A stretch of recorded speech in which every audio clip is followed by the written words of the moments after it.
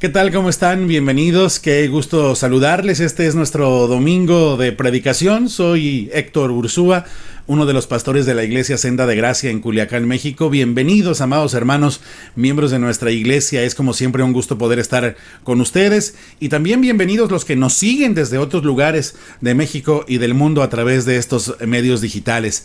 Hoy vamos a continuar con la enseñanza a distancia, dado que todavía no es posible, no hay condiciones para reunirnos presencialmente, pero a la distancia seguimos unidos y alimentándonos de las Escrituras. Y en esta ocasión vamos a continuar con nuestra serie de enseñanzas en el libro de Job. Esta serie se titula Job, cuando el sufrimiento toca a la puerta. Este ya es el mensaje número 11 de la serie, y hoy vamos a avanzar a lo largo de 3 capítulos de este libro, los capítulos del 11 al 14. Este libro de Job, que nos enseña tanto acerca no solo de la historia de Job, sino acerca del carácter de Dios y también de su relación con todos nosotros y de su justicia y de su trato hacia la humanidad y en particular hacia aquellos que le temen. En las ocasiones anteriores, en los mensajes anteriores de esta serie, hemos asistido, si usted nos ha seguido, al diálogo que Job ha estado sosteniendo con sus amigos, estos que vinieron a consolarlo después de que Job perdiera 10 hijos, perdiera sus posesiones por completo, su fortuna y también su salud, quebrantada esta por una sarna maligna que le afectó todo el cuerpo. Sabemos que Dios le permitió a Satanás herir así a Job precisamente para probar la fidelidad de este hombre, del cual se nos dice desde el principio de este libro que era un hombre recto e íntegro, que temía a Dios y aborrecía y se apartaba del mal. El diablo le sugirió a Dios que Job solo lo respetaba a Dios porque era un hombre próspero, y le dijo: nada más quítale la prosperidad y vas a ver cómo al perderla te va a maldecir. Entonces Dios permite que esta prueba venga sobre Job. Job retiene su integridad, Job no blasfema contra Dios, pero los amigos de Job que vienen a acompañarlo y hacen duelo con él por algunos días, luego sostienen una charla, un diálogo con él, tratando de consolarlo, pero al mismo tiempo son hombres faltos de sabiduría. Ellos insisten que si a Job le ha ido mal y le ha pasado todo lo que le ha pasado es porque pecó, porque, a decir de ellos, los inocentes no sufren. El entendimiento de ellos es muy básico, pero muy equivocado. Ellos dicen: si te va bien en este mundo es porque te portas bien, y si te va mal es porque hiciste mal. Pero arrepiéntete y Dios estará obligado a hacerte bien de nuevo. Sin embargo, Job sabe que él no cometió ningún mal que ameritara o que derivara en este castigo que él pues ha sufrido.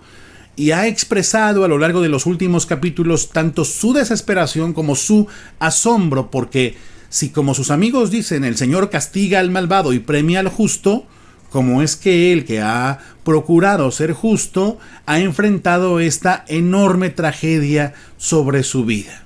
Ya vimos que Job habló con sus amigos Elifaz y Bildad, pero ahora vamos a ver el diálogo con un tercero de sus amigos llamado Zofar el Naamatita. Y allí es donde comenzaremos la lectura, no sin antes decirles que el título del mensaje de esta ocasión pues refleja parte de lo que este hombre habla con Job. Se titula nuestro mensaje de hoy: ¿eso y más mereces? Lo he puesto con signo de interrogación porque es una pregunta que nos va a servir a todos.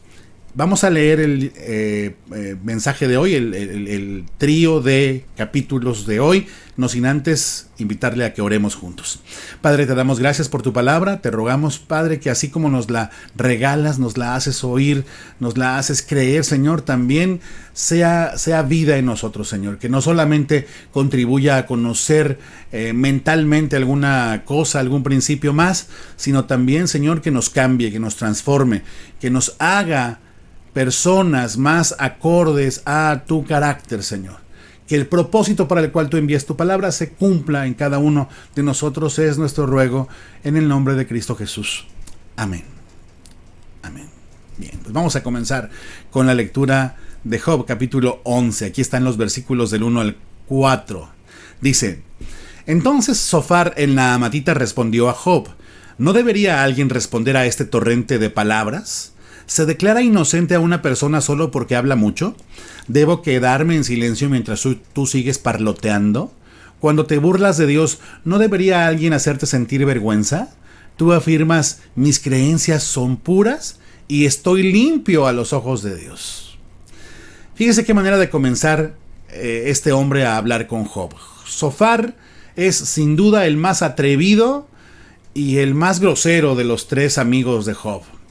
Este hombre piensa que Job está intentando burlarse de Dios cuando alega integridad. Ese es el palabrerío, este torrente de palabras al cual Zofar hace referencia. O sea, le está diciendo a Job: hablas mucho, mano, ¿sí? Como diríamos en México, hablas demasiado y eres un descarado. O sea, Zofar trata a Job como si Job fuera una de estas personas a las cuales la evidencia los pone al descubierto, pero siguen negando sus faltas. Tiene Zofar tal convicción de que el castigo o la tragedia que Job ha sufrido solo puede ser producto del pecado, como si él tuviera el video como para demostrarle a Job las faltas que ha cometido. O sea, aunque es más grosero que sus otros dos amigos, este Zofar de alguna forma repite la manera de pensar de los primeros, de Elifaz y de Bildad. Él le dice a Job: mira, Job, si estás sufriendo, no hay de otra, es porque has pecado.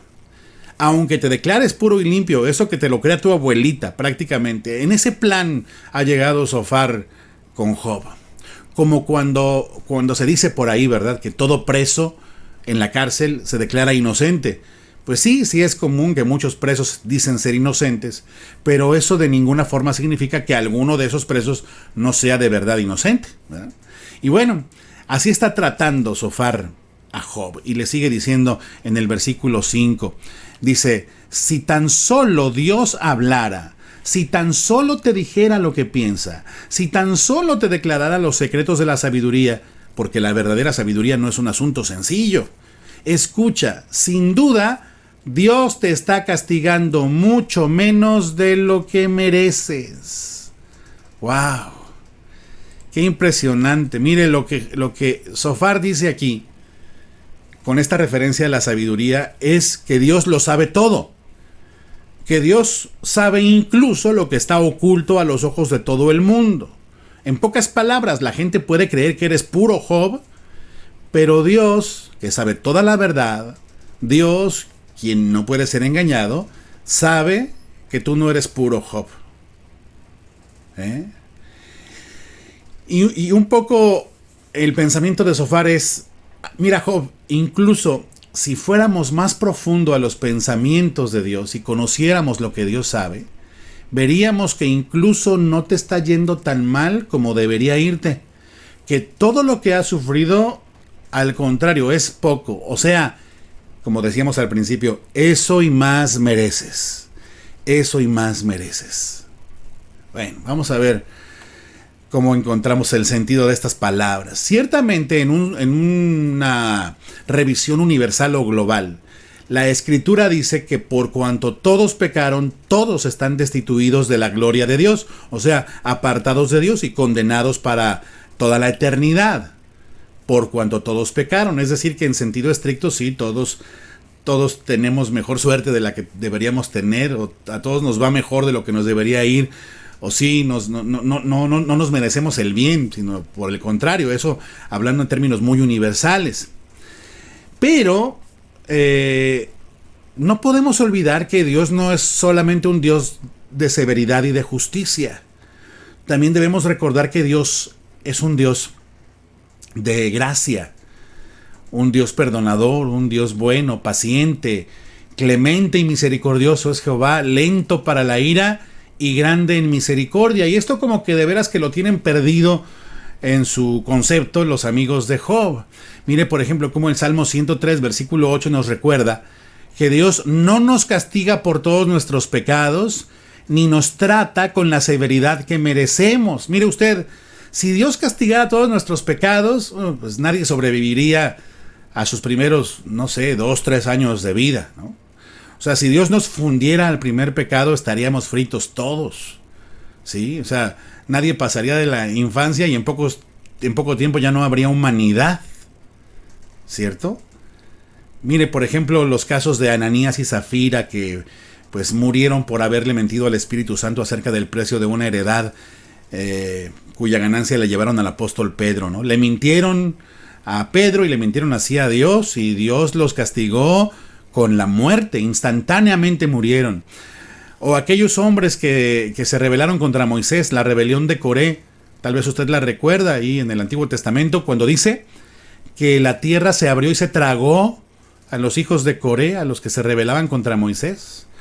O tal vez recuerda usted a aquellos muchachos que se estaban burlando del profeta Eliseo y que lo llamaban calvo, pelón, ven acá, pelón, calvo. Dice la escritura que salieron unos osos y se devoraron a todos los muchachos que estaban ahí molestando, haciéndole bullying al profeta Eliseo. Algunos leen eso y dicen, no, hombre, pues es que Dios es un Dios de plena severidad. Pero le digo una cosa, seguramente ni esos muchachos, ni los de Coré, ni Ananías y Zafira estaban cometiendo su primer pecado. O sea, este fue uno de sus muchos pecados, y recordamos que Dios no nos castiga por todos nuestros pecados y que ninguno de nosotros ha sido jamás tratado con la severidad que merecía ser tratado, porque Dios es bueno y Dios es misericordioso. En ese sentido, mis amados hermanos y amigos, ni Job, ni Zofar, ni nadie entre nosotros puede alegar total inocencia o puede decir que sus sufrimientos sean injustos. Ahí sí podríamos decir, pues sí, eso y más me merezco. Pero mucho cuidado, ahí está la peligrosidad de los dichos de Zofar, porque Zofar, digamos que dice la verdad cuando afirma que eso y más merecemos, ¿verdad? No solamente Job, sino todos. Pero lo está aplicando muy mal al caso de Job, porque la discusión con Job no es acerca de teología general, no es acerca de la humanidad y el pecado, es acerca de su tragedia y de cómo, según ellos, esa tragedia en particular, la pérdida de sus hijos y de toda su fortuna y de su salud, tiene que ver o está conectada con algún pecado que cometió y que Dios está castigando así. O sea, dice una verdad, pero fuera de un contexto adecuado para aplicarla. Está aplicando muy mal esa verdad al caso de Job. Y ahí me permito hacer una observación muy importante. Todos nosotros como creyentes que usamos la Biblia debemos tener mucho cuidado cuando citamos el libro de Job, porque pues los dichos de estos hombres no pueden ser regularmente usados como fuente de doctrina, ¿sí? De repente los oímos, por así decirlo, o leemos que dicen verdades, pero son verdades que están mal aplicadas, ¿sí?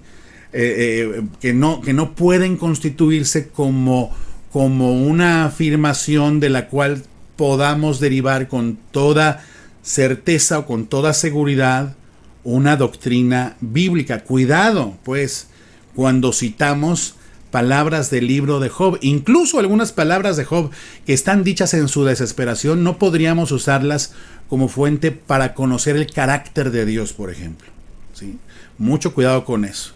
Bueno, pero estamos viendo que Zofar pues está tremendamente hablando aquí con mucha severidad contra Job. Lo ha llamado farsante, lo ha llamado mentiroso, lo ha llamado tonto de alguna manera, y ahora lo va a hacer de una forma todavía más escandalosa. Fíjese cómo sigue hablando Zofar. Versículo 7, le dice Job a Zofar: ¿puedes tú resolver los misterios de Dios? ¿Puedes descubrir todo acerca del Todopoderoso? Tal conocimiento es más alto que los cielos, ¿y tú quién eres? Es más profundo que el Averno, ¿y qué sabes tú? Es más extenso que la tierra y más ancho que el mar.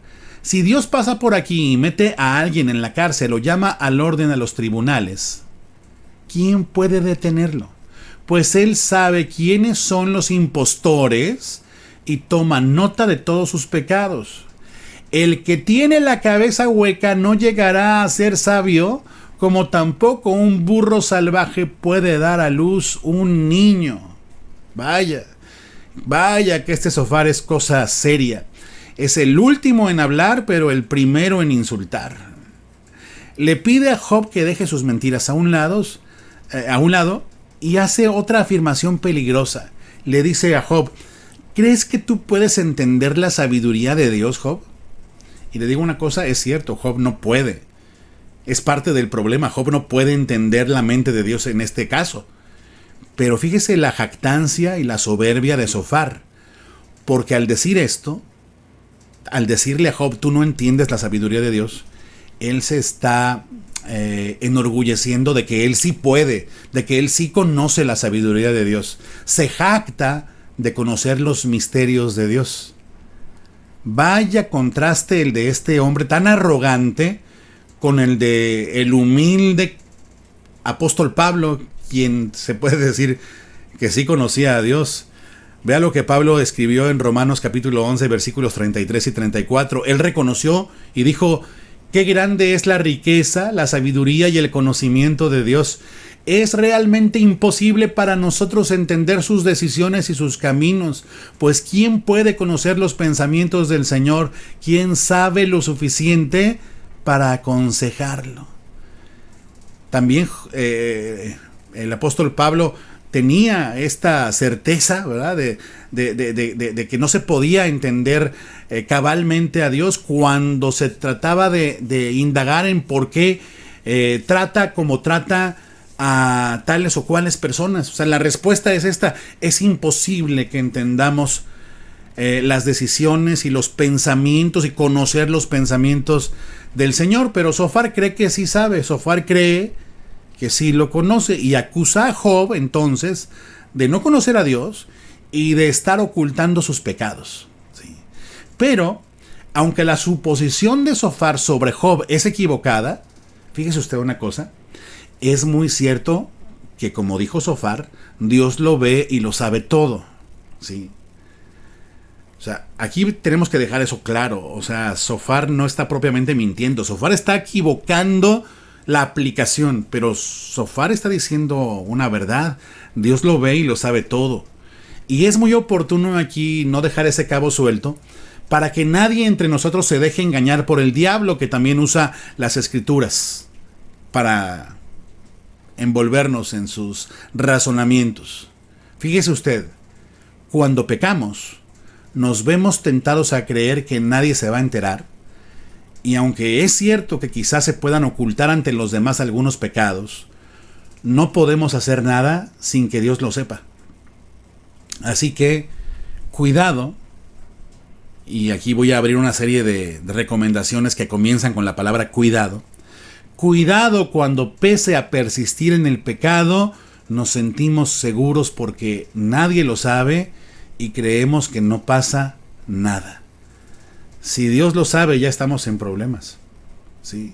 Ciertamente se pueden ocultar cosas, como Sofar aquí lo dice, aunque lo aplica mal a Job. Pero cuidado, nadie tome en poco, tampoco lo que Sofar ha expresado acerca de esta verdad. Dios en verdad lo sabe todo. No hay cosa que se pueda ocultar delante de los ojos de Dios. Pero insisto, Sofar afirma que Job está queriendo engañar a todos, pero que no podrá engañar a Dios. Dice: él sabe quiénes son los impostores y toma nota de todos sus pecados, Job. También esa es una expresión cierta: Dios sabe quiénes son los impostores y toma nota de sus pecados. Pero no se puede aplicar otra vez eso a lo que le pasó a Job. No puede esta seguridad que Sofar tiene pasar ninguna prueba respecto al carácter de Dios. Él, por su manera de pensar tan cerrada, asume que el pecado de Job pues, es ciertísimo. O sea, no hay de otra. Job tuvo que haber pecado. Y aquí viene otra recomendación: cuidado. Cuidado con asumir que nuestras suposiciones sobre la vida de los demás son necesariamente ciertas.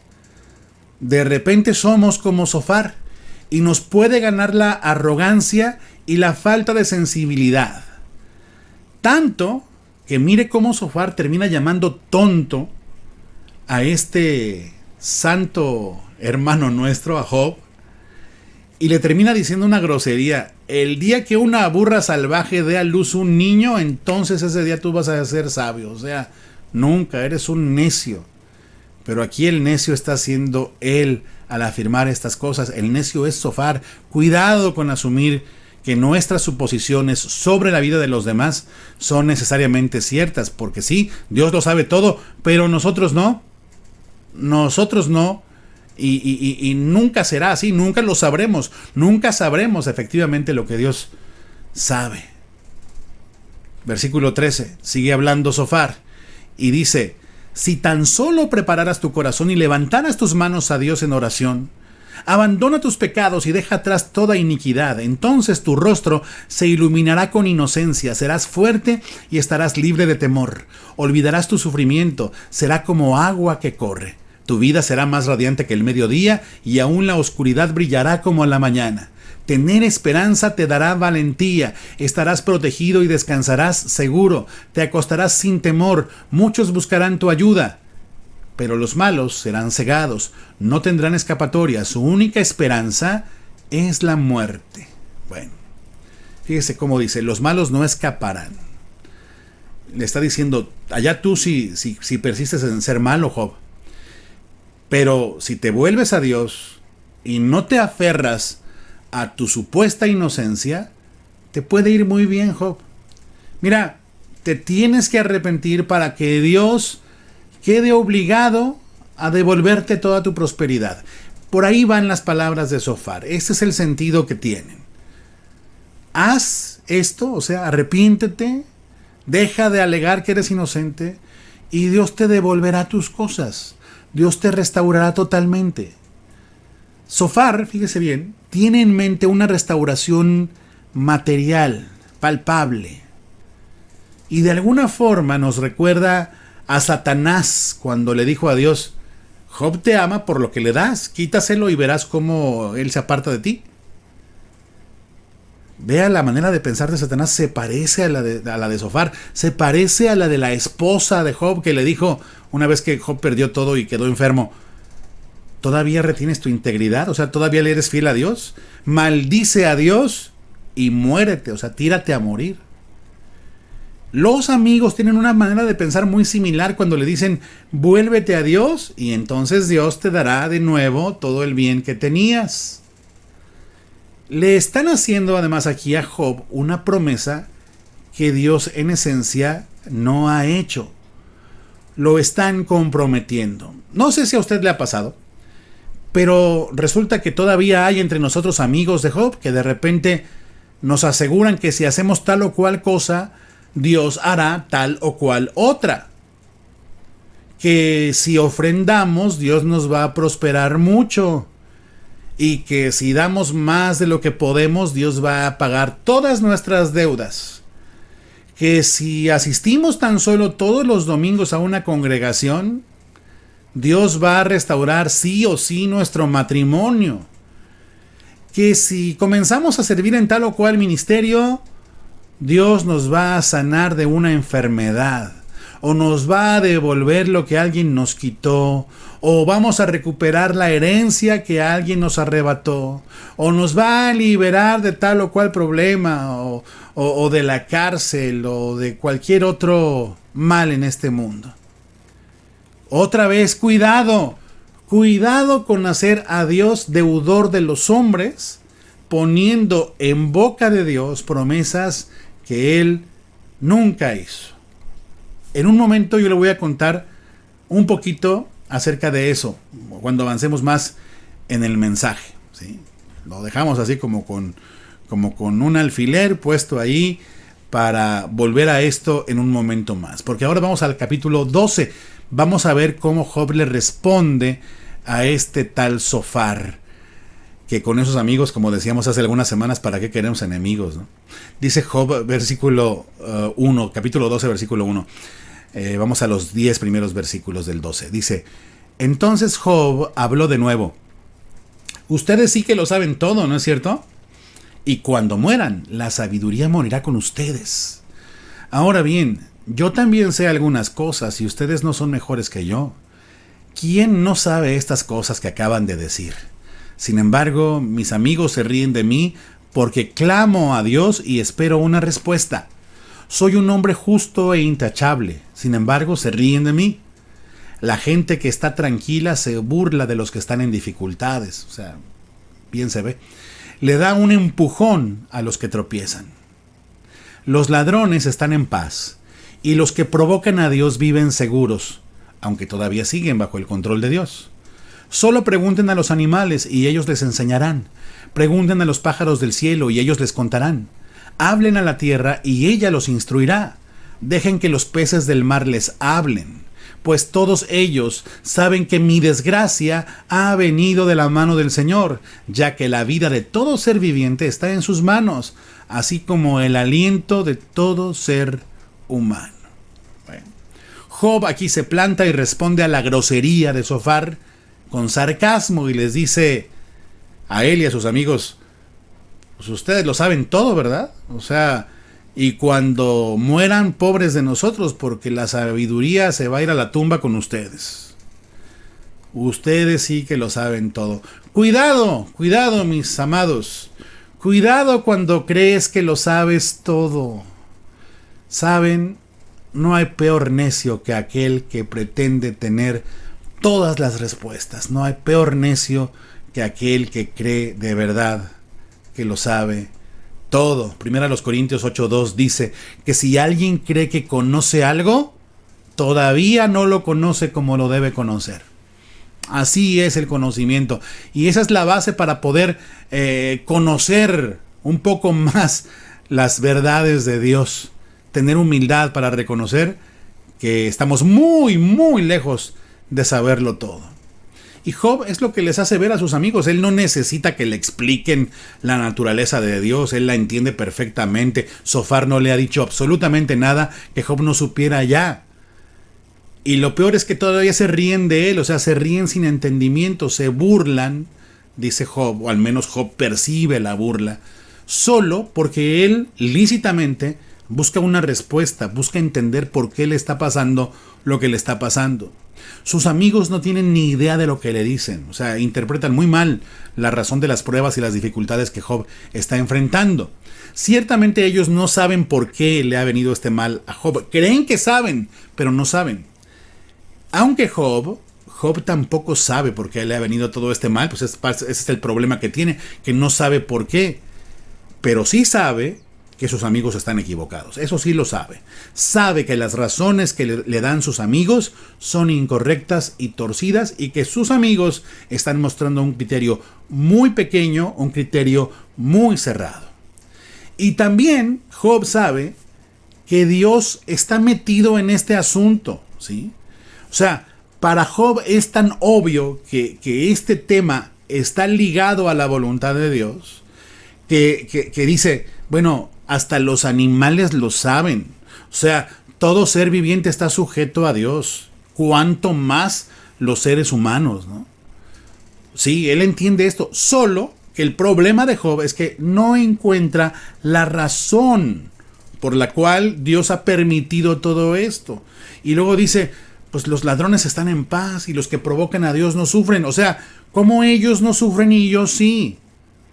Pero al final dice, sin embargo, Dios está en control de todo. Y eso por un lado le puede dar paz, pero también le puede hacer más ruido en su cabeza. Porque si Dios está en control de todo, entonces ¿por qué a él le ha venido a pasar esto? O sea, parece no haber justicia en todo esto, ¿no? Y sigue expresándose Job en el versículo 11 y dice, el oído pone a prueba las palabras que oye, al igual que la boca distingue los sabores. Aquí está hablando de las capacidades humanas. La sabiduría pertenece a los ancianos y el entendimiento a los mayores. Esto en términos humanos. Luego dice, pero la verdadera sabiduría y el poder se encuentran en Dios. El consejo y el entendimiento le pertenecen a Él. Lo que Él destruye no se puede volver a construir. Cuando Él mete a alguien en la cárcel, no hay escapatoria. Si Él detiene la lluvia, la tierra se convierte en un desierto. Si libera las aguas, se inunda la tierra.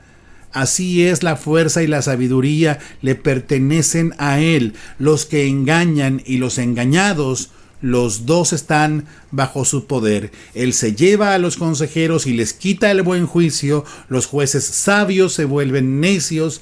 Él despoja a los reyes del manto real y son llevados lejos con cuerdas alrededor de la cintura. Él se lleva lejos a los sacerdotes despojados de su posición, derroca a los que llevan muchos años en el poder. Él hace callar al consejero de confianza y quita la percepción a los ancianos. Él derrama deshonra sobre los príncipes y desarma a los fuertes. Él descubre los misterios escondidos en la oscuridad, trae luz a la más profunda penumbra. Él descubre los misterios escondidos en la oscuridad. Él levanta naciones y las destruye, hace crecer a las naciones y las abandona. Él quita el entendimiento a los reyes y los deja vagando en un desierto sin salida. Ellos andan a tientas en la oscuridad sin una luz. Él los hace tambalear como borrachos. ¿Qué está diciendo aquí Job, haciendo un resumen de todas estas expresiones?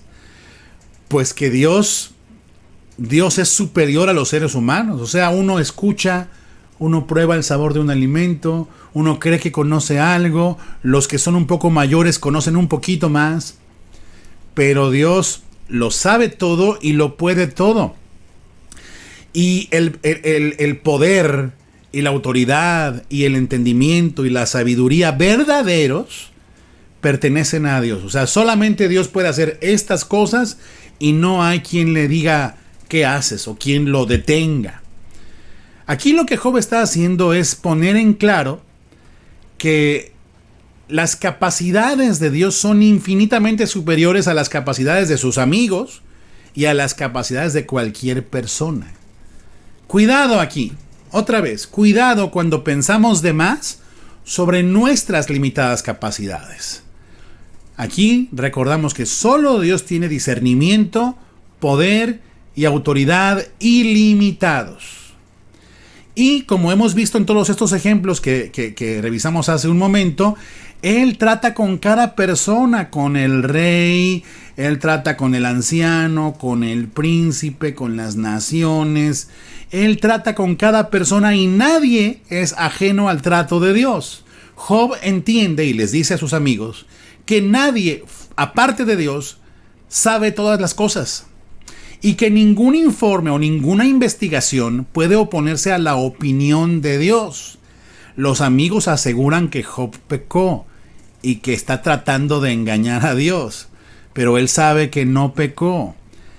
El problema de Job es que dice, ok, yo no pequé, pero Dios es soberano y justo. Y aquí viene la lucha en la mente de Job. A ver, si Dios es justo y es soberano, ¿por qué yo estoy sufriendo? O sea, el problema de Job está en este principio erróneo, equivocado, de la llamada justicia retributiva. O sea, la idea de que si te va mal es porque te portaste mal y si te va bien es porque te portaste bien. O sea, él ha sido íntegro y no ha obtenido una buena recompensa.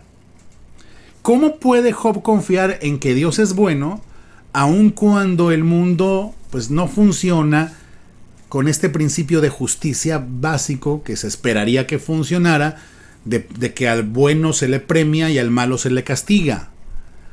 Se olvida que vivimos en un mundo caído, sí, se olvida por momentos, no lo tiene claro.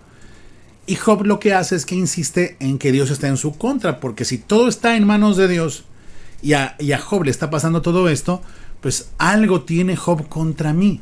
Eso es lo que Job de alguna forma expone aquí en el capítulo 12, respondiéndole a sus amigos, pero también pues mostrando que él entiende la sabiduría de Dios, el poder de Dios, el discernimiento de Dios, la soberanía de Dios, pero eso le hace todavía más difícil entender su propio caso. Y así pasamos al capítulo 13. Job sigue hablando y dice, miren, he visto todo esto con mis propios ojos y lo he escuchado con mis propios oídos y ahora comprendo. Tengo tanto conocimiento como ustedes, no son mejores que yo. En cuanto a mí, dice, hablaría directamente con el Todopoderoso. Quiero defender mi caso ante Dios mismo. En cuanto a ustedes, me calumnian con mentiras. O sea, yo quiero dar la cara y decir la verdad. Ustedes solamente han venido pues a tirar sus sospechas contra mí, ¿no? Mintiendo. Dice, fíjense lo que dice ahora Job, dice, como médicos son ustedes unos matasanos inútiles. Si tan solo se quedaran callados, es lo más sabio que podrían hacer. La cosa se puso más seria aquí. Matasanos inútiles. ¿Sí? Es fuerte, pero es adecuada la descripción de los sabios dichos de sus amigos. Lo han venido a calumniar, terminan mintiendo al afirmar sus convicciones equivocadas, ¿verdad? De que al bueno le va bien, al malo le va mal, te va mal, hiciste mal. ¿Sí? Y entonces estos que en esencia venían a consolar a Job y a aconsejarlo, han venido a ser tropiezo para él. Han venido a complicarle aún más su ya de por sí difícil situación. Han venido a actuar mal, a poner todo peor todavía de lo que ya estaba.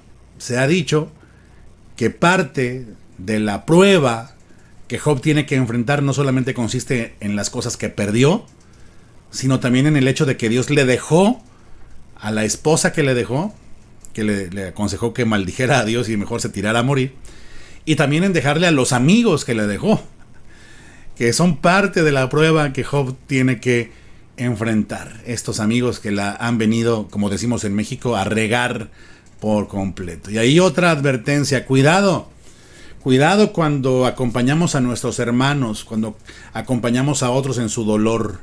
A veces actuamos tan mal que ayudaríamos más no haciendo nada, y hablamos de forma tan ligera que mostraríamos mayor sabiduría, quedándonos callados. Como dicen por ahí, calladitos a veces nos veríamos más bonitos. Si tan solo se callaran. Me recordó a aquel rey de España, ¿no? Que le dijo así a un presidente latinoamericano, ¿por qué no te callas, no? Eso es lo que Job le dice aquí a su amigo, ¿por qué no te callas? O sea, es lo más sabio que podrías hacer. Pero en estos versículos que leímos hace un momento está el meollo del asunto. Lo que Job quiere en realidad, y lo dijo, es presentar su caso ante Dios. Precisamente porque Dios lo sabe todo y sus amigos no, él no va a litigar su caso con sus amigos, ¿sí? Sino que quiere presentar su caso ante Dios para entender el porqué o la razón por la cual esto está sucediendo. Porque siendo él íntegro está sufriendo de esta manera, ¿sí? Los amigos se equivocaban seriamente, tomaban principios generales del conocimiento de Dios, pero lo aplicaban mal, ignoraban las circunstancias y terminaban solamente hiriendo más al pobre Job. ¿Sí?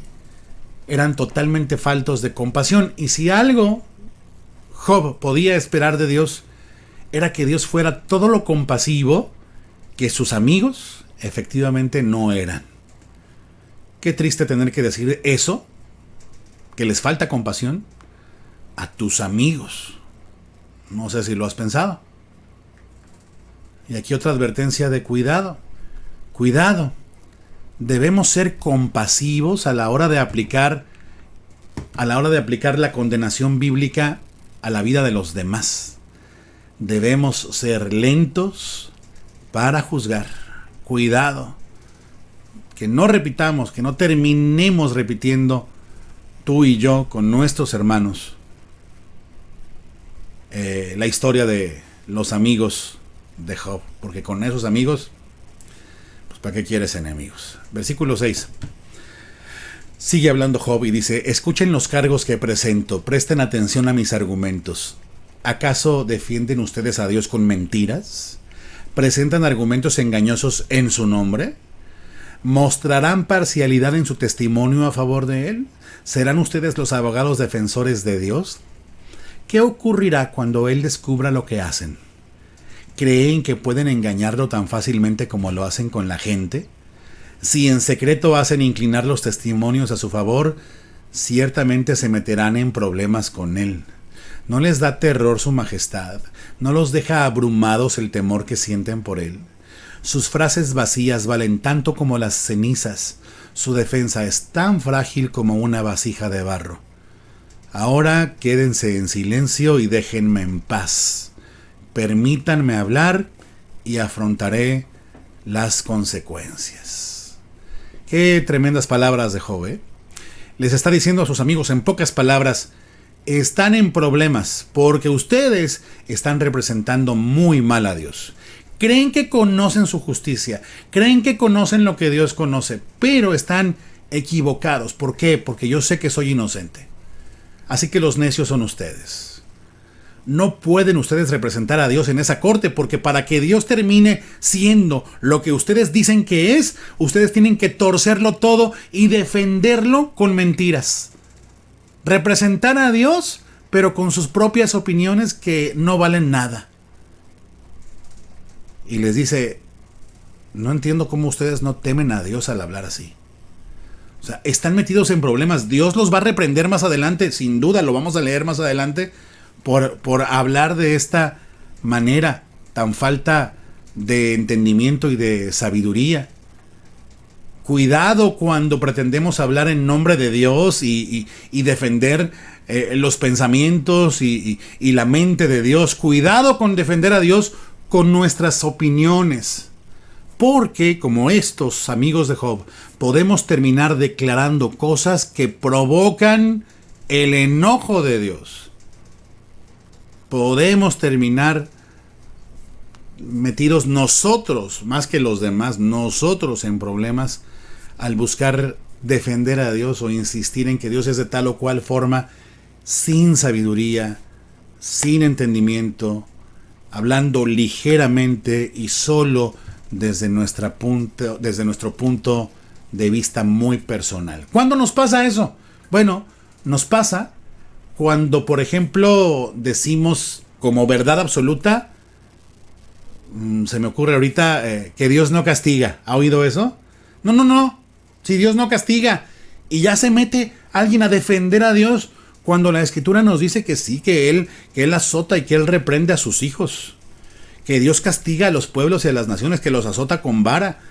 O sea, de repente vemos a personas que están convencidas de esa idea, pero esa es una idea personal de ellos, y sienten que le hacen un favor a Dios, que defienden a Dios, diciendo: no, si Dios no castiga. ¿Sí? Pero también la riegan los que dicen que Dios siempre está pronto a castigar. O sea, en el otro extremo del péndulo hay quienes presentan a un Dios que estuviera prácticamente dedicado al oficio de castigar, al Dios que es solo castigador, al Dios que es solo fuego consumidor y que no es bondad y gracia. También fallamos y irritamos a Dios cuando, por ejemplo, afirmamos que Dios estará en deuda con aquel que lo siga. ¿Sí? O sea, momento. Dios está comprometido con sus propias promesas y consigo mismo para bendecir a los que le siguen, pero eso no hace a Dios deudor nuestro, sino que todos nosotros somos deudores a Dios, es lo que la Escritura señala. ¿Sí? Entonces, fallamos cuando decimos que Dios está en deuda con los que le temen, pero también cuando decimos que Dios no está obligado a hacerle el bien a nadie y que por lo tanto nadie puede esperar de Dios el bien. Ahí también vamos al otro lado del péndulo, ¿se da cuenta? O presentamos a un Dios facilón y ligero, o a un Dios severo en demasía, a un Dios que no tuviera misericordia. Entonces, de pronto nos metemos de defensores de Dios con opiniones nuestras, con lo que a nosotros nos parece que Dios es, y la verdad, terminamos fallando gravemente contra Dios. Cuidado con esto. Cuidado con ser como los amigos de Job. Versículo 14 dice: así es, dice, me jugaré la vida y diré lo que realmente pienso. Dios podría matarme, pero es mi única esperanza. Voy a presentar mi caso ante Él. En la Reina Valera 60, entre paréntesis, déjeme decirle, este versículo es muy fuerte, como dice, aunque Él me matare, en Él esperaré. Y hay hasta una canción por ahí, al menos una que yo conozco, que recoge este principio y dice, aunque Él me matare, en Él esperaré. O sea, solamente puedo tener esperanza en Él. Si Él no me responde, nadie más lo hará, ¿no? Bueno, dice el versículo 16, esto es lo que me salvará, dice, no soy ningún impío. Si lo fuera, no podría estar delante de Él. Presten mucha atención a lo que voy a decir, escúchenme hasta el final. He preparado mi defensa, seré declarado inocente. ¿Quién puede discutir conmigo sobre esto? O sea, pues ni que yo no me conociera a mí mismo, ¿no? Y si demuestran que estoy equivocado, me quedaré callado y moriré. Oh Dios, concédeme estas dos cosas y entonces podré enfrentarme contigo. Quítame de encima tu mano dura y no me atemorices con tu temible presencia. Ahora llámame y te responderé. O deja que te hable y contéstame tú. Dime qué he hecho mal. Muéstrame mi rebelión y mi pecado. ¿Por qué te alejas de mí? ¿Por qué me tratas como a tu enemigo? ¿Atemorizarías a una hoja llevada por el viento? ¿Perseguirías a la paja seca? Escribes amargas acusaciones en mi contra y sacas a relucir todos los pecados de mi juventud. Pones mis pies en el cepo, examinas todos mis caminos y rastreas todas mis pisadas. Me consumo como madera que se pudre, como un abrigo carcomido por la polilla. Vaya. Vea la convicción de Job. No soy ningún impío, por eso me presento ante Dios. Sé que Dios no puede sino declararme inocente. Es decir, en este caso, de estar siendo castigado por algún pecado en particular. Pero fíjese lo que Job dice a Dios es lo que hace Job delante de Dios es rogar misericordia otra vez, porque lo que dice es, me estás golpeando muy fuerte, Señor. O sea, quita tu mano fuerte de encima de mí. ¿Por qué? Porque de otro modo yo no puedo ni mantenerme en pie ni pensar. O sea, soy débil, soy como una hoja, soy como una paja. Si esto sigue así, ni siquiera soy capaz de pensar con claridad. Job está convencido de su inocencia. No de ser un hombre perfecto, pero sí de ser un hombre que no vive entregado a la maldad, sino entregado al Señor. Y por eso hace esta pregunta, y es una pregunta lícita. ¿Por qué Dios está permitiendo esto en su vida? O sea, ¿se merece Job esto? ¿Es verdad que Job se merece esto? Quizás, dice Job, un poco parafraseando lo que hemos leído, es que Dios está sacando todo su historial de pecado. Eso es lo que Job considera por ahí en el versículo 27. ¿Sí? Tal vez él está sacando todo mi historial de pecado, pero también piensa, si eso es así, pues no hay forma de que nadie se pueda presentar ante Dios, ¿verdad? Entonces Job le ruega a Dios que detenga esta prueba que ha venido sobre él para poder por lo menos concentrarse en expresarse con claridad de pensamientos, pensar bien las cosas y concentrarse en su caso. Y lo que dice también Job aquí es, Dios, muéstrame las pruebas de mis malas acciones, estoy dispuesto a aceptarlas si es que éstas existen. O sea, la actitud de Job, aunque está marcada por la desesperación, es una actitud todavía reverente. Job ha hecho en algunos momentos de su expresión verbal afirmaciones equivocadas o indebidas, pero la verdad es que sus amigos han hecho mucho peor en ese aspecto. Y bueno, aquí otra vez lo hemos recordado casi en cada enseñanza del libro de Job. La escritura dice que así como un padre se compadece de los hijos, se compadece Dios de los que le temen. Dice, Él se acuerda de que no somos más que polvo. Y esa esperanza, pues de alguna forma Job la conserva para plantarse así delante de Dios y rogarle estas cosas. Y así sigue hablando Job. Y en el capítulo 14 dice, qué frágil es el ser humano, qué breve es la vida tan llena de dificultades. Brotamos como una flor y después nos marchitamos, desaparecemos como una sombra pasajera. ¿Tienes que vigilar a una criatura tan frágil y exiges que yo te rinda cuentas? ¿Quién podrá sacar pureza de una persona impura? Nadie. Tú has determinado la duración de nuestra vida, tú sabes cuántos meses viviremos y no se nos concederá ni un minuto más, así que déjanos tranquilos, déjanos descansar. Somos como los jornaleros, entonces déjanos terminar nuestro trabajo en paz. Hasta un árbol tiene más esperanza, si lo cortan volverá a brotar y le saldrán nuevas ramas. Aunque sus raíces hayan envejecido en la tierra y su tocón esté podrido, al sentir el agua renacerá y echará nuevos brotes como un árbol recién plantado. En cambio, cuando los seres humanos mueren, pierden su fuerza, dan su último suspiro y después, ¿dónde están? Como el agua se evapora de un lago y el río desaparece en la sequía, asimismo la gente yace en la tumba y jamás se levanta. Hasta que los cielos dejen de existir, nadie despertará ni será perturbado de su sueño. Aquí Job entra a otro tema, al tema de la fragilidad y la transitoriedad o la brevedad de la vida. Y dice, si la vida ya está tan llena de dificultades, ¿cómo es que todavía podemos tener más dolor y más aflicción? Y por eso dice, déjanos terminar tranquilos nuestra jornada. Somos como jornaleros en este mundo. Al menos déjanos terminar nuestro trabajo en paz. Los primeros 6 versículos habla de eso, pero a partir del 7 muestra algo. Muestra cuando dice que hasta un árbol cortado puede retoñar. Muestra su limitado, naturalmente limitado entendimiento acerca de la vida del hombre. Él piensa que solamente tiene vida hasta que llegue el día de su muerte.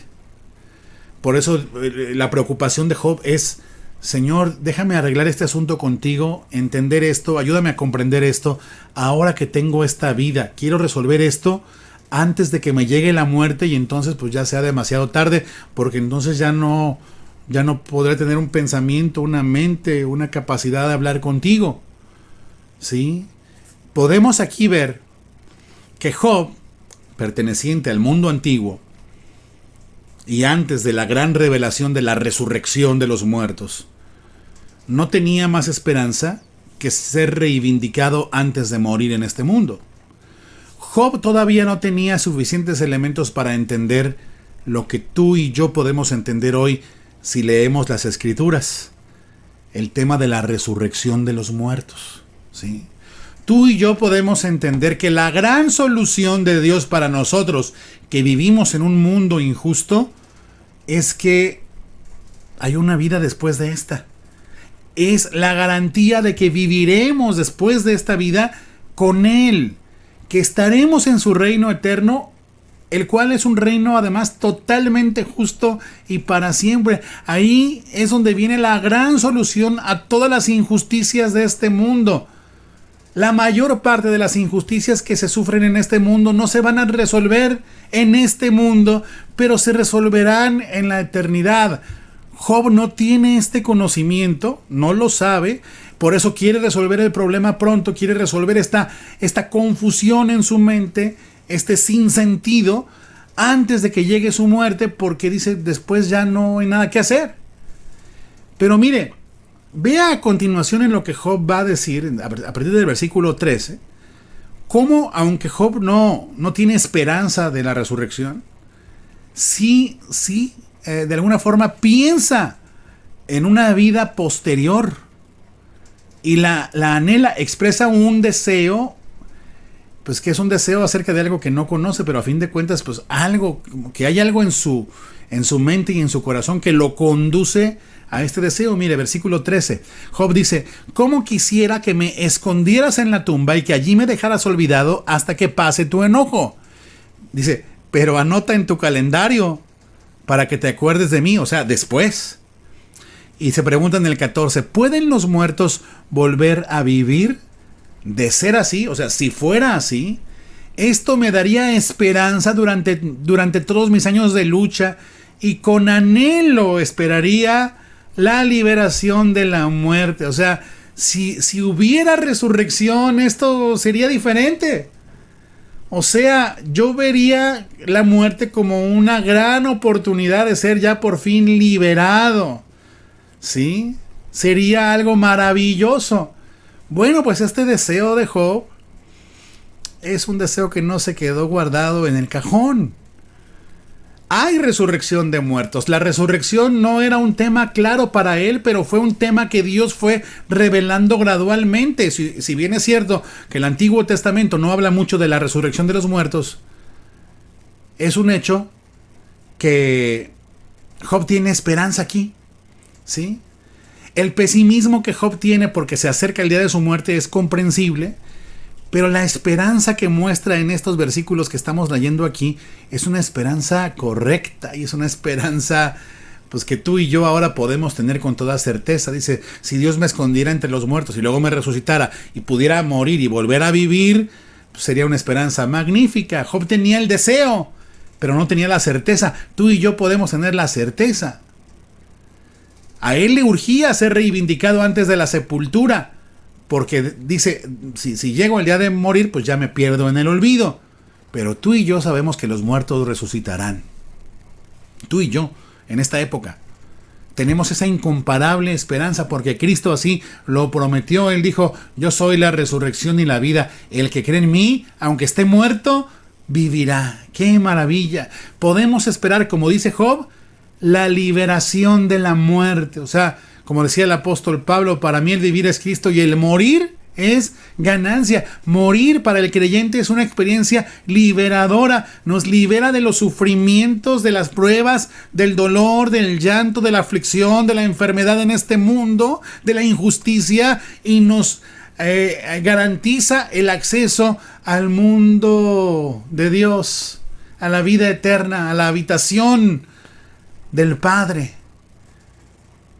donde hay plenitud de gozo, dice la Escritura, y delicias a su diestra para siempre. Ciertamente la muerte para los malvados es una tragedia y una amenaza, pero para aquellos a los cuales Dios ha justificado, la muerte es un paso a la vida, a vivir con Cristo para siempre. Qué maravilla que Job en su limitación natural, por ser un hombre de aquella época, un hombre previo a la gran revelación que Dios diera incluso a Abraham, tenga este anhelo en su corazón, lo muestre y además resulta que aquel anhelo tuvo una respuesta de parte de Dios para eternidad. Versículo 15, sigue hablando Job y dice, ¿me llamarías? En el caso de que hubiera resurrección, ¿me llamarías? Y yo te respondería y tú me añorarías a mí, la obra de tus manos. Entonces cuidarías mis pasos en lugar de vigilar mis pecados. O sea, ya habría pasado el tiempo del pecado. Mis pecados estarían sellados en una bolsa y cubrirías mi culpa. ¿Quién hizo eso? Cristo. Cristo. Ahí está. Esta esperanza es gloriosa y tú y yo podemos darla por cierta. Job también la disfruta. Hasta hoy la disfruta. Versículo 18. Dice, en cambio, aquí vuelve a su pensamiento todavía limitado. De la manera que las montañas caen y se derrumban, y como las rocas se despeñan por el precipicio, como el agua desgasta las piedras y las inundaciones arrastran la tierra, asimismo tú destruyes la esperanza de la gente. Tú siempre puedes más que ellos y desaparecen de la escena. Los desfiguras cuando mueren y los despides. Ellos nunca saben si sus hijos crecen con honor o si se hunden en el olvido. Sufren con dolor. Su vida está llena de desgracia. El capítulo 14 concluye así, pero no el libro completo de Job. Ya tendrá Job oportunidad de conocer mejor a Dios y tener una opinión diferente a esta. Aquí todavía vemos al Job sumido en la angustiosa desesperanza, en el hecho de que no le queda al hombre, según su punto de vista, según lo que él puede entender hasta entonces, más que esperar a la muerte. Pero este deseo de ser resguardado, de ser perdonado de todos sus pecados, de que todos sus pecados sean puestos en una bolsa y sus culpas sean cubiertas, en lugar de que las tenga que arrastrar todos los días de su vida sin esperanza, es una esperanza maravillosa. Ahora, y con esto termino, esta esperanza de una vida futura, esta esperanza de perdón, esta esperanza de resurrección, de una vida más allá de la tumba, nunca habría aparecido en la mente de Job si Job no hubiera quedado expuesto al sufrimiento. Mire cómo en los amigos de Job este tema de la vida después de la vida ni siquiera es tema. Pero Job, al experimentar estos sufrimientos, de alguna forma despierta en su mente y en su corazón al anhelo de una vida en la cual estos sufrimientos y esta aparente injusticia no sean más. Entonces, ¿nota usted que el sufrimiento de Job produce un buen fruto en este hombre? Bueno, pues los sufrimientos producen buenos frutos en los hombres. Así podemos decir que, tal como la sequía lleva a las raíces de un árbol a extenderse en busca de agua en las profundidades de la tierra, así también nuestros sufrimientos nos conducen a buscar a Dios, a buscar alivio, a buscar descanso, a buscar paz, a buscar esperanza, y nos conducen a depender del Dios que nos da la oportunidad de que nuestra esperanza crezca respecto al futuro que esperamos. El sufrimiento nos da una perspectiva correcta acerca de lo que podemos esperar en este mundo y de lo que, como anhelo, recibiremos en algún momento cuando haya Dios pues llamado a sus hijos para que se unan a Él en su reino y en su gloria. ¿Sí? El sufrimiento nos permite entonces tener las maletas preparadas. El sufrimiento nos recuerda que este mundo no es nuestra habitación. El sufrimiento nos hace anhelar la vida futura, añorar un mundo justo y perfecto, en el cual obviamente no vivimos todavía, pero en el cual viviremos si confiamos en el Señor. Job tendrá su oportunidad de entenderlo, aunque no con tantos detalles como nosotros seguramente, pero cuando Job dice en el capítulo 42 de este libro: de oídas te había oído, mas ahora mis ojos te ven, podemos confiar en que muchas de estas cosas Job las alcanzó a comprender. Por nuestra parte, mis amados hermanos y amigos, no importa cuán injusto sea este mundo, conservemos la esperanza, esta esperanza que Job acariciaba, así como que solo se imaginaba, y que nosotros conocemos como una esperanza verdadera, la esperanza de estar en la presencia de Dios por toda la eternidad. Por último, ya como conclusión, vea usted cómo en estos 4 capítulos que hoy abordamos se dijeron tantas cosas inexactas de Dios, y esto que tiene que ver con la resurrección y con la vida futura y con el perdón de los pecados, que todavía no estaba claro en la mente de nadie entonces, pero que aparece como un deseo y un anhelo, conduce a lo que realmente se puede esperar de Dios, del Dios de gracia, de perdón, del Dios que dio su vida, la vida de su Hijo por nosotros. El pensamiento de aquellos hombres estaba influido o determinado por lo que ellos pensaban acerca de Dios. Su conocimiento de Dios estaba incompleto.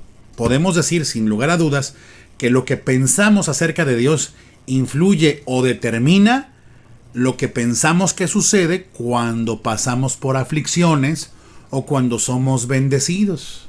Por ejemplo, si solo vemos la severidad de Dios, vamos a pensar como Job, que Dios es como un policía cósmico obsesionado con hacer justicia pronta y castigar rapidito a los que fallan. Que Dios está así como con una lupa sobre los hombres y les cae encima rápido a los que hacen mal para castigarlos. Bueno, pues sí, Dios es justo, pero Dios es bueno y misericordioso y paciente, ¿no? Dice en Romanos 11:22, fíjate en que Dios es bondadoso, pero también severo. O sea, Miren ahora la bondad y la severidad de Dios. Dios es severo con los que desobedecen, pero será bondadoso contigo si sigues confiando en su bondad. Pero si dejas de confiar, tú también serás arrancado por completo, dice Romanos 11:22. O sea, necesitamos pensar adecuada y correctamente acerca de Dios, y esto es imposible sin las Escrituras. Podemos saber que Dios es bueno, que no solamente es castigador o es fuego consumidor, sino que Él busca y desea la salvación de los hombres. Y que a tal grado la desea que proveyó el rescate. Desde que el ser humano cayó en pecado, Dios extendió su gracia, extendió su paciencia, mostró su misericordia, y en Cristo demostró que Él no se goza en castigar a nadie, sino que Él más bien tuvo el gozo de colocar todas nuestras culpas sobre sus propios hombros para que nosotros quedáramos liberados del castigo. ¿Sí? Él se encarnó en Jesucristo y vivió la vida perfecta que nosotros somos incapaces de vivir. Y entonces intercambió su justicia por nuestra injusticia y cubrió nuestro vestido de injusticia y de desobediencia con su vestido de justicia y de obediencia. Ese es el Dios verdadero, el Dios de la Biblia, no el Dios que aquí están tratando de entender qué es. Job todavía no conoce bien a Dios, mucho menos lo conocen sus amigos. Y creo que esta es una buena razón por la cual el libro de Job está en las Escrituras. Una buena razón es que el libro de Job nos permite ver hasta dónde nos pueden conducir nuestro limitado pensamiento acerca de Dios y nuestras ideas ignorantes acerca de Dios. Eso nos muestra el libro de Job. Hasta qué punto podemos fallar cuando no conocemos a Dios, y al contrario, lo que creemos conocer de Dios está equivocado. En el libro de Job apreciamos que Dios se siguió dando a conocer a los seres humanos. Job conoció a Dios. Y conforme avanzó el tiempo, Dios se fue mostrando y revelando cada día más y más a lo largo de toda la historia de Israel, en todas las Escrituras y muy en especial a través de nuestro Señor Jesucristo. Pero una mala comprensión acerca de Dios nos conduce a acomodar el carácter de Dios a como nosotros pensamos que deberían funcionar las cosas en el mundo, y hasta terminamos, increíblemente, predicando otra cosa, otro evangelio. Por ejemplo, animando a personas a unirse a Dios, a unirse a la iglesia para que prosperen, para que les vaya bien económicamente, materialmente en este mundo, o para que sus relaciones funcionen. Tuvimos un caso en nuestra propia iglesia de una mujer a la cual alguien, no sé quién, le prometió ante el hecho de que su esposo era un hombre infiel y la había abandonado. Le prometió a esta mujer que si se unía a la iglesia en un año, Dios restauraría su matrimonio. ¿Sabe qué fue lo que sucedió? Que cuando se cumplió un año de que esta mujer aparentemente se unió a nuestra iglesia, aparentemente porque pues realmente sola entraba y salía. Cuando se cumplió un año, su esposo, no, deje usted que haya vuelto con ella, no, su esposo se estaba casando con otra mujer. Y entonces, ¿qué hizo esta mujer? Pues no me lo dijo a mí, pero se lo dijo a otras personas. Les dijo, bueno, ya estuve aquí un año, Dios no cumplió su promesa, no tengo nada más que hacer entre ustedes, muchas gracias, hasta aquí llego y me despido. Una falsa promesa termina en una decepción desastrosa. Claro, usted podrá decir, bueno, esta mujer solamente estaba concentrada en sí misma, centrada en sí misma y no en Dios. Claro, pero ¿qué le predicaron? ¿Qué fue lo que alguien le prometió? Que la atrajo sin raíz para supuestamente unirse a la iglesia. A otros se les dice, mira, únete a la iglesia y Dios te va a sanar. Vuélvete a Dios y obtendrás un buen trabajo. O sea que los amigos de Job siguen entre nosotros, siguen abundando entre nosotros. De repente hay personas y hasta grupos, hasta congregaciones que han llevado toda su predicación a un sistema de recompensa y castigo. Da una buena ofrenda y Dios estará en deuda contigo.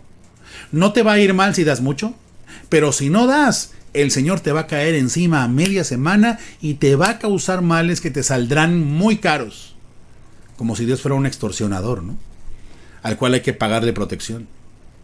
Otros dicen, mira, ora mucho y lee la Biblia, lo cual es bueno, y Dios estará obligado a darte protección especial. ¿Quién dijo?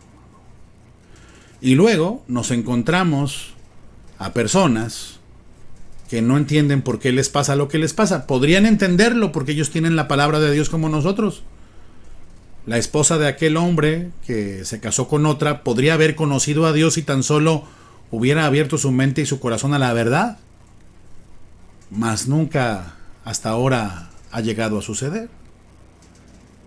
Y así muchas veces, y qué tristeza, terminamos con un cristianismo superficial que le brinda a la gente una esperanza miserable y falsa. Acércate a Dios y prosperarás. Si así fuera, si acercándose a Dios las personas prosperaran materialmente, los hombres más prósperos del mundo serían creyentes, y sabemos que no lo son. Acércate a Dios y sanarás, dice otro. Si así fuera, los cristianos nunca se enfermarían, ni morirían, que es el final de nuestra última enfermedad, la muerte. Dios no nos va a proteger especialmente contra la enfermedad por nuestras ofrendas, por nuestras buenas obras o por nuestra fidelidad a Él. Y eso no hace a Dios injusto, porque nuestras ofrendas, nuestras buenas obras y nuestra fidelidad, siendo buenas, de hecho son para la gloria de Dios. No son un precio que pagamos para ganar a Dios o para obligar a Dios, para dejarlo en deuda con nosotros. No, hombre, las cosas que hacemos y que tienen como objetivo honrar a Dios, hablan de cómo Él nos transforma a nosotros, no de qué tan buenos somos nosotros como para conquistar sus favores. Dios al final lo que desea proveernos es una esperanza de vida eterna, para que apreciemos mucho más ese reino eterno suyo que la vida caída, miserable y llena de dolor que podemos tener en este mundo. Un mundo en el que sufrimos porque pues así es el mundo. Sufrimos porque vivimos en un mundo caído en desgracia desde aquella rebelión de nuestros primeros padres, desde aquel primer pecado. Hay enfermedad, hay dolor, hay un mundo roto en el cual sufrimos y hacemos sufrir, pero la esperanza que tenía Job de resurrección y de perdón se hizo realidad en Cristo. Así que no importa cuánto sufrimiento experimentemos en este mundo, es siempre un hecho que sí, eso y más merecíamos. Pero sabemos que no seremos tratados según nuestros merecimientos, sino según los méritos de Cristo, quien vivió una vida de obediencia perfecta y conquistó así para nosotros, los que creemos en Él, la vida eterna que nos fue dada por gracia, no porque la merecíamos, sino porque Él nos quiso bendecir y beneficiar así, y conquistó esa vida para nosotros en la cruz. Job llegó a saberlo cuando dijo más adelante: de oídas te había oído, mas ahora mis ojos te ven. Y esa experiencia, la de conocer a Dios, no está lejos de cada uno de nosotros, por lo cual te digo a ti, especialmente a ti que no has conocido esto, ven a Cristo. Ven a Cristo, en Él hay verdadera vida y verdadera paz para toda la eternidad. Y a ti que eres un hijo de Dios y que de pronto no entiendes el porqué de nuestros sufrimientos, pues ahí está. Dios mismo se expuso en su Hijo Jesucristo a estos sufrimientos que siempre redundan en gran provecho para toda la eternidad. A fin de cuentas, esa es nuestra esperanza. Una vida en el futuro en la cual no habrá más llanto, ni tristeza, ni clamor, ni dolor, porque las primeras cosas, estas, injustas, dolorosas, difíciles, complicadas, trágicas, estas cosas habrán finalmente pasado. Tal esperanza tenemos en Cristo Jesús. Oremos. Gracias, Padre, por tu palabra y por la esperanza de resurrección, de eternidad, de salvación, de vida verdadera. Gracias, Señor, porque ciertamente en el mundo tendremos aflicción, pero tú has vencido a este mundo, Señor. Y nos has dado conforme a aquella esperanza que nació aquel día en el corazón de Job. La esperanza de ser resucitados contigo. La esperanza de vivir para siempre, de ser apreciados por ti. La esperanza de que nuestros pecados queden sellados en una bolsa y nuestras culpas todas cubiertas. Gracias porque desde entonces, Señor, tú pusiste este anhelo en el corazón de los que te temen. En el corazón de Job como en el nuestro, Señor, que despertó cuando tú un día nos hiciste oír de esta esperanza. Pudimos escuchar tu voz y venir a ti. Te rogamos que esto mismo sigas haciendo, trayendo a muchos a tus pies. Que esta palabra sea pues útil, Señor, para despertar a los que duermen, para que tú los alumbres. Te lo rogamos en Cristo Jesús, nuestro Señor. Amén. Gracias, muchas gracias, mis amados hermanos y amigos que nos escucharon y nos vieron. Nos vemos el próximo domingo con más de la serie de Job, si Dios quiere. Hasta entonces, Dios les bendiga.